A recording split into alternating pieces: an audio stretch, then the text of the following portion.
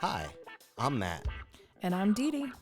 We are the hilarious outcome of opposing brains sharing a mutual desire to share knowledge and positive thinking about hemp and cannabis.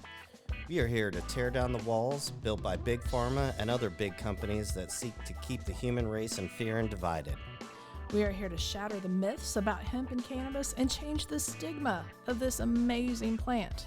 Welcome to Hemp and Happiness with the Hemp Queen And Emperor. Podcast. Join us as we venture into this misunderstood and the unknown.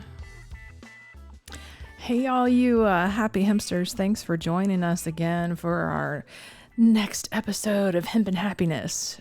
Today, we are going to be talking all about ADD and ADHD and how maybe, just possibly, CBD can help for that. So fun-filled. I've done a lot of research for this podcast, and I felt like I was back in college again writing papers. I was like, wow. I mean, there's a lot of information about ADD and ADHD, and I think most people use the term just ADHD now. ADD is just attention deficit disorder, and ADHD is attention deficit hyperactivity disorder.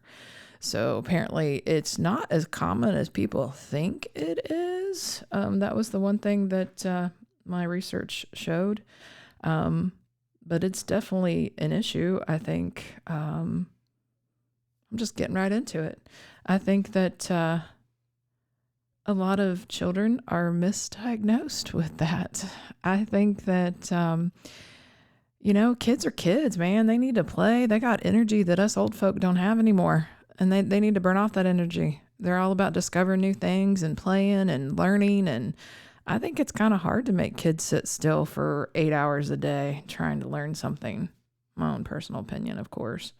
But I mostly wanted to talk to you about really what medications that doctors tend to throw at kids with this disorder. Of course, there's... they do their testing, they go through all that stuff, and it's usually based off a kid that isn't concentrated in school or can't sit still or just seems to be more hyper than most other kids. And then again, it also seems to be that, maybe they're just disruptive in class a lot. I don't know, maybe they're lacking discipline at home. I don't know. Those are all the fun things that we're going to be talking about today. And Matt, I know I see your face. You got anything to add? I'm sorry, I wasn't paying attention. I wasn't paying attention. Yeah, I know you have ADHD.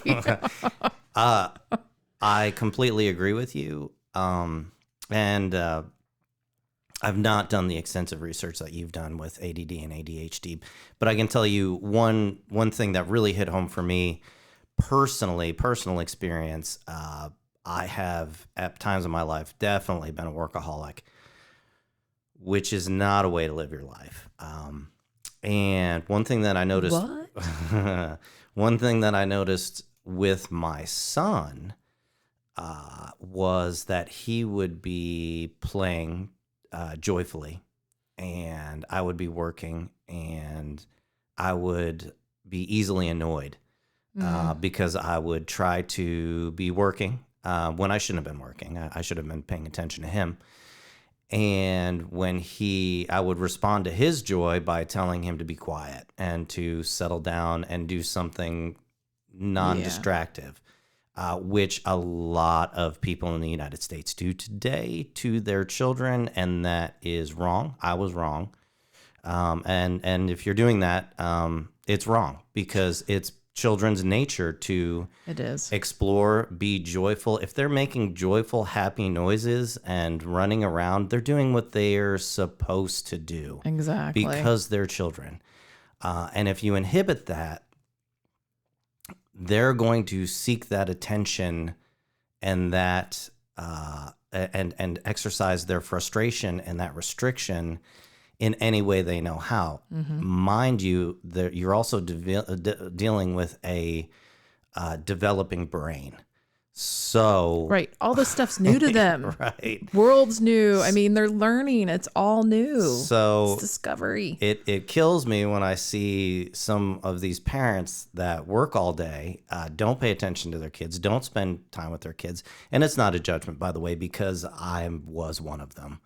And then when your kid acts out and doesn't want to sit down and obediently study, oh, well, they have ADD. Clearly they have ADHD. Bullshit. No, they don't. I call bullshit too.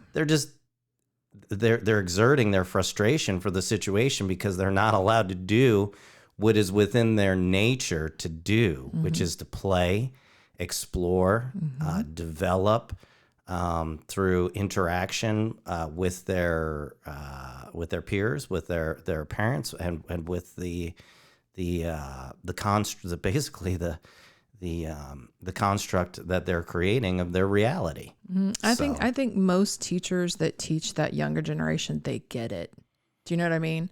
I think they get it. Now, do I also feel that there's a lack of discipline truly maybe in the home that plays out in the classroom? Probably. I mean, teachers aren't there to parent your child. You have to have that discipline at home too. But at the same time, kids are kids. They need to be kids. They need to be able to grow up and, and learn at their own rate and learn and explore and not just be thrown on a pill to make them sit there and be zombie-like, because that is not the answer. And here's why. Because it will lead to further drug abuse as an adult. I don't think that most people understand that Ritalin and Adderall literally, they come from meth. I can't even pronounce the name. It's methyl-phenidate. Methylphenidate. That is what Ritalin is. I mean, you said Ritalin. Ritalin. That's what I call it. Ritalin. I know. I'm gonna pronounce it any way I want. Say Ritalin. You go, girl. But it's just that's just the generic name for it, obviously, because you can't pronounce that big old fancy schmancy word. But it's used to treat attention deficit hyperactivity disorder. And granted, I'm not saying that all kids don't have it or the ones that do. I'm just saying there are alternatives. There's alternatives to it. I mean, some of the research shows how you go into using it. The side effects really were concerning. I mean, nervousness, trouble sleeping, loss of appetite, weight loss, dizziness, nausea, vomiting, headache. Do they really outweigh the benefits? I don't know. I mean, that's up to you and your doctor, I guess, but it just kind of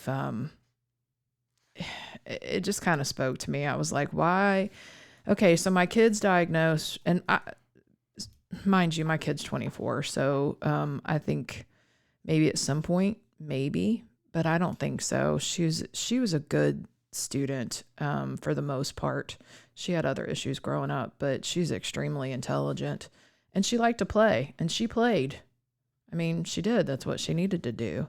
Now, when she got to be 13, 14, I think some of the playing stuff had to come to an end, and you had to grow up a little bit and do your chores.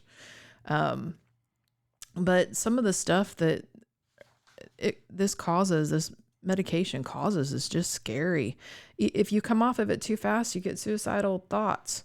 Get medical help right away if you fainting or seizures or symptoms of a heart attack. I mean, that's some scary stuff that this does to your body. It even talks about males, young boys, having a painful, prolonged erection lasting for 4 or more hours using this medications.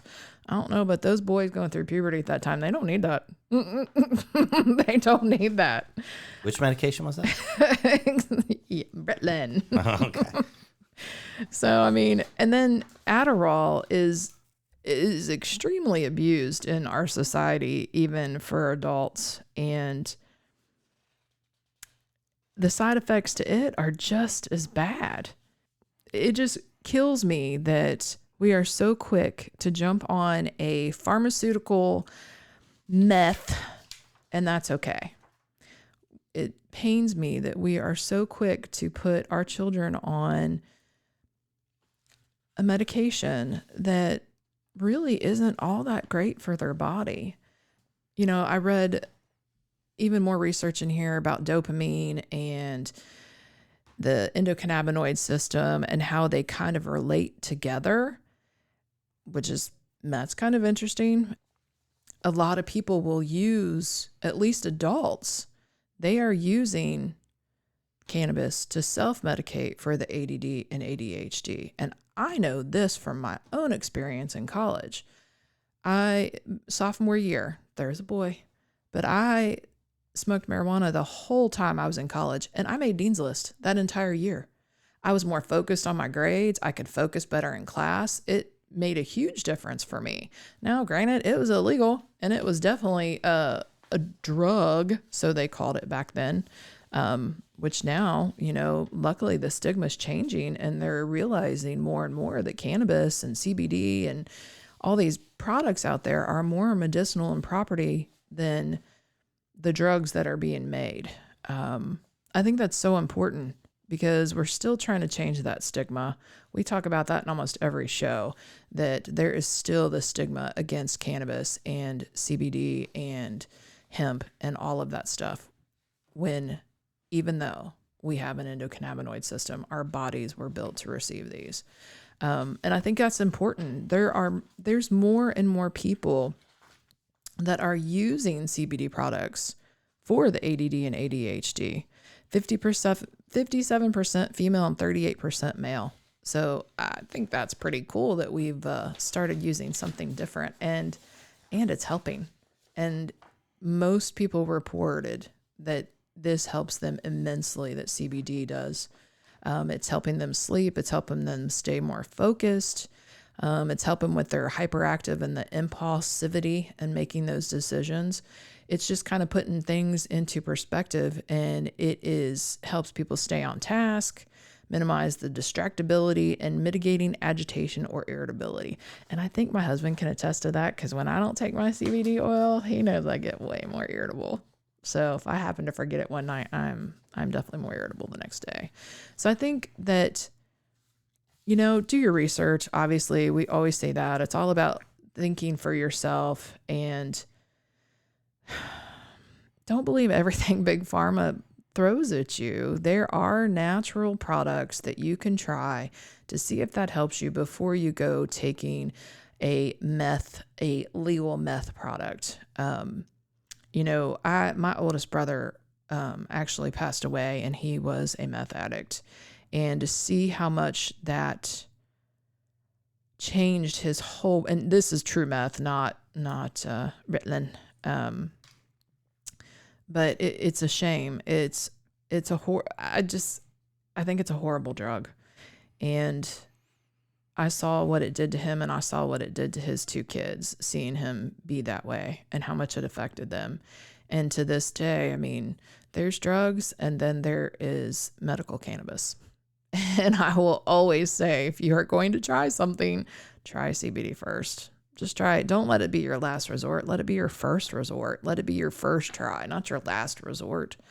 There's a lot of kids out there that just need to be able to play and explore and grow, and they need parents that are actually there for them and not always worried about work and not always focusing on work. Because in the end, you ain't here forever. Life is so short. And kids grow up so fast. And my daughter's 24. I only got 12 years with her. I came on board when she was 12, and I've only gotten 12 little years with her, and they have gone by so quick. To know we're getting ready to plan her wedding, which will be fun. But at the same time, it's that kind of stuff you need to be there for them as a parent. So you need to play with them. You need to go out and do things with them. You need to not make them sit there and behave as an adult when they are not an adult. That's just my 2 cents about it.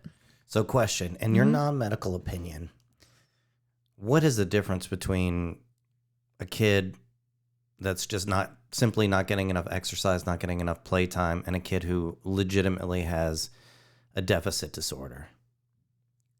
I definitely think there is a difference, because if they truly have a deficit, a disorder, they literally cannot stop moving. Like, they cannot stop.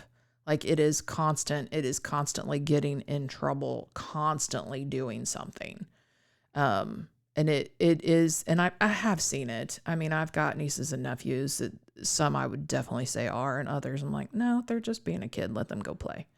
There's definitely a big difference, I think. But if you're not around the kid all the time to see them, how would you really know? You take them to the doctor because the teacher, the administration says, look, he's got problems. He's not studying in class. He's always being disruptive. Is it? Or does he just need a different learning environment? Because I think not every kid, we're trying to put these kids in this, we're trying to make them all be the same, and no two kids are alike, right? Kids study differently. I learn by writing things down and taking notes. That's how I remember things. That's how I've always done it. But other people can read something and they understand it. They got it. It's right then and there. I've always had to do that. So I think the kids are different too when they're learning. I think I mean, obviously I'm not a teacher, but I think there's a lot of really good teachers that understand the difference. And I think listening to what they have to say about it is important. However, keep in mind, if your kid doesn't exhibit this stuff at home, I would question that because I would question that. Well, and the reason I ask is because I feel like there's a lot of different doctors out there. There's some great doctors out there, and there's just some shitty doctors out there. They just want to prescribe the pills and move on. Exactly. Mm-hmm. Well, and I think that there's a twofold theory to that. One, because we currently live in a society where it's socially acceptable to medicate issues just without question. Right. Oh, you have a problem? There's a pill for that. There's a pill for that. There's a pill for that. Two, so you've got the misdiagnosis issue, or just the lack of diagnosis issue. And there's another podcast coming up where I'm going to get a little more into the misdiagnosis. But beyond that, when you have a kid with a legitimate issue that needs to be worked on, is that something that they're going to have to deal with for the rest of their life?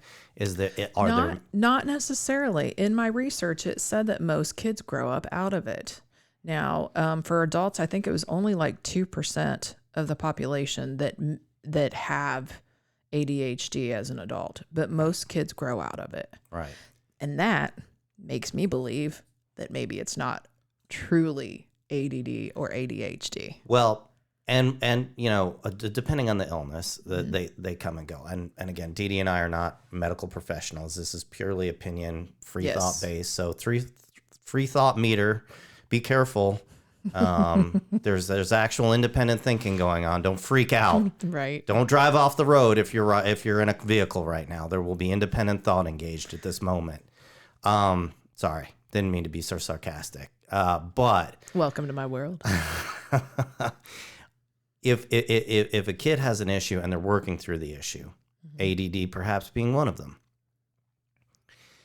CBD, which is available with 0 THC, if you so choose, does have some studies that show an increase in brain chemistry that allows for increased focus. You hit on that when you talked about your college study. So it seems to me that if you are a caring and concerned parent, it might be worth your while to, one, explore, make sure that your child is getting adequate activity, adequate brain stimulation outside of, textbook focus, quiet study. And then two, potentially supplement that with a CBD and coping mechanisms for when they feel that this deficit disorder is kicking in. Now, the problem with that is therein lies the problem. A problem in our society is parents don't want to put in that work. Right. All too often, in my opinion, they just want to say, oh, there's a pill for that. Let's put them on the pill. And by the way, I'm no different. When my son had issues as a child, he had a very minor disorder. I don't want to embarrass him, so I won't get into it. My first instinct was, well, what's the pill? What's the pill for the solution? And it took me a lot of forethought, meditation, talking with different people to realize you're no different from other parents. I know, but I will always accept my responsibility or irresponsibility. I think most of us want what's best for our child. We do. But what it really boiled down to was just working with him and exploring the issue and making sure that it was an environment that he felt comfortable working in and positive about, instead of just simply going the medical route. So I think that, one thing that I love about CBD is it is not a cure-all. No. It's not, you're not going to put your kid on CBD and it's like, oh, it's amazing. He goes to school, he gets straight A's. Teacher says he's quiet and raises his hand, but it might increase that cortical activity that stimulates concentration, maybe increase focus potentially, and thereby opens the gateway to improve as these issues work themselves out. Well, and the thing about CBD products is your body, we all have that system, including our children. So we just have to get past the point that people think that cannabis is a drug and that it will harm us and that it causes all these problems and issues. We have to, as a society, we have to get past that and realize that, and THC, you can use it without getting high, people. All CBD products, not all, our full spectrum CBD product has that little bit of THC in it and your body uses it. So what I don't understand, and this is just me personally, I would much rather my daughter smoked marijuana, used CBD products, and self-medicated that way as opposed to self-medicating with drugs that are currently on the market. That's my own personal opinion. I will stick by that forever because when I saw her anxiety as she was growing up as a kid. And back then we didn't have CBD when she was that little. I mean, we didn't have that for them. And it's a shame because I think it would have saved her and I a lot of grief and drama had we had those products while she was growing up through those teenage years. And she'd probably agree to that as well. And it just, parents, if you're worried about that, please come in and talk to us. That's why we're here. We're here to educate you as always. And I think it's just so important to know, there's a school in Louisville that drug tests kids. I'm not going to name the school, but they drug test their kids for THC products. And then a lot of these parents are sending their kids off to drug rehab for THC. And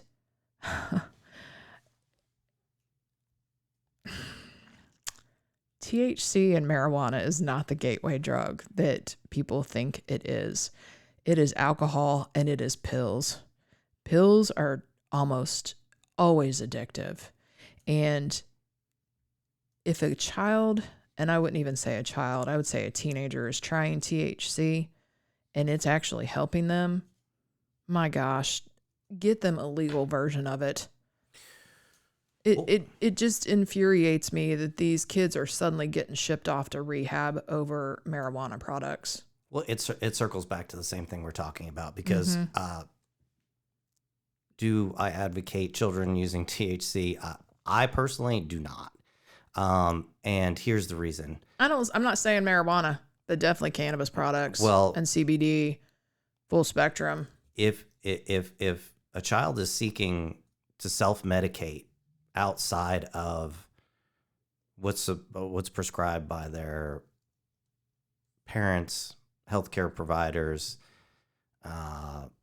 whatever title you want to use, it's because there's a dysfunction in their ability to cope with whatever's going on with them. Right. And they also are dealing with peer pressure too.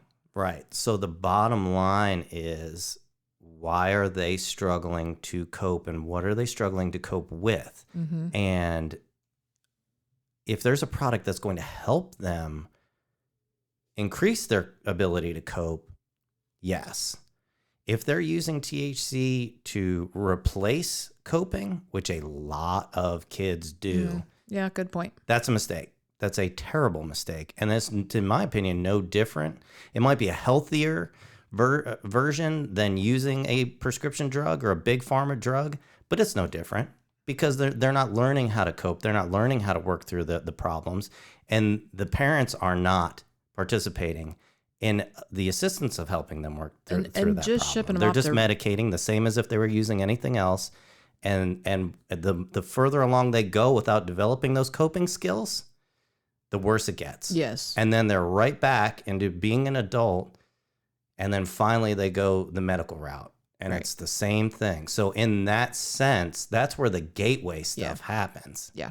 All right. I stand corrected. I agree with you, Matt. I didn't want you to agree with me. You just said it a little better than I did. But yes. No. No, I mean, it's true though. It just pains me. I mean, parents, you gotta talk to your kids better than that. Agreed. It's super important. Should we do some takeaways here? We should do some takeaways.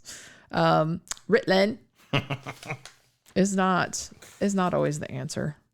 And it is super important to talk to your kids and find out why they want to use products like marijuana if they are, instead of just shipping them off to rehab, because obviously there's more things going on there than that. Lots of peer pressure for teenagers.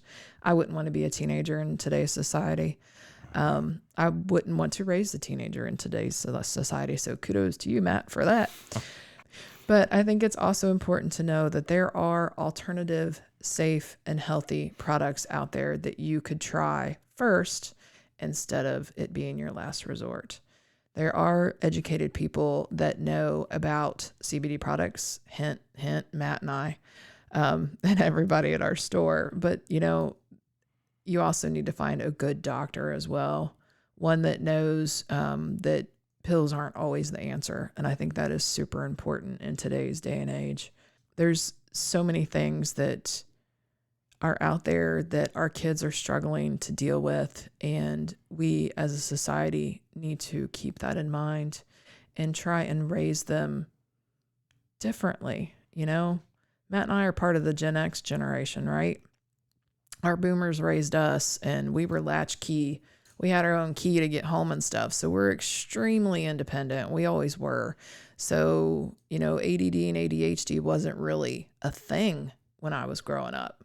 But I know darn good and well, and you and I, we will go off on our squirrel chases. So it does exist. I'll never say that it doesn't exist, but keep in mind, kids need to be kids. They need to play and they need to learn and they need to feel that joy. We need to not take it away from them by always yelling at them to be quiet and sit there and shut up and don't say anything. Yeah. So that's the biggest takeaway. Listen to what your kid needs and, make the best assessment for you and your child. And, again, if it was me, I would at all costs try to avoid some of those, pharmaceutical drugs. I would agree. I 100% agree with you. Mm-hmm. And I would add to that if you can have a joyful child, you will experience that joy vicariously with them, and that will make you more joyful. That will make a more joyful adult as they continue into an adulthood, and then you live vicariously through that. So if you, and I'm not saying don't medicate, I'm not saying anything like that. I'm saying if you're not paying attention to the joy that your children are experiencing, you're missing out on an opportunity that is once in a lifetime, literally, because once it's gone, you won't get it back, and neither will they. So enjoy your children for who they are, what they are. That's it. I just wanted to add that. So thanks for listening, everybody. Please send us emails. If you've got if you'd like to hear Matt and I talk about something, send an email to info@502hemp.com. If you have comments, questions, follow us on YouTube. Leave your comments there. We will see them. Be happy to respond and let you know what our thoughts are on that. By all means, you don't have to agree with us. It's okay. We won't like you any less, but definitely keep following us. We've got more episodes coming up, so I'm pretty excited about the future of our podcast. Yes. So for sure. Take care, happy Hempsters, and we will talk at you soon. Keep it hempy. That's right. Thanks for joining us for another episode of Hempin' Happiness with the Hemp Queen And Emperor. Keep your mind ever open and expanding. Like, subscribe, review, follow us, all the good stuff. And keep it hempy out there.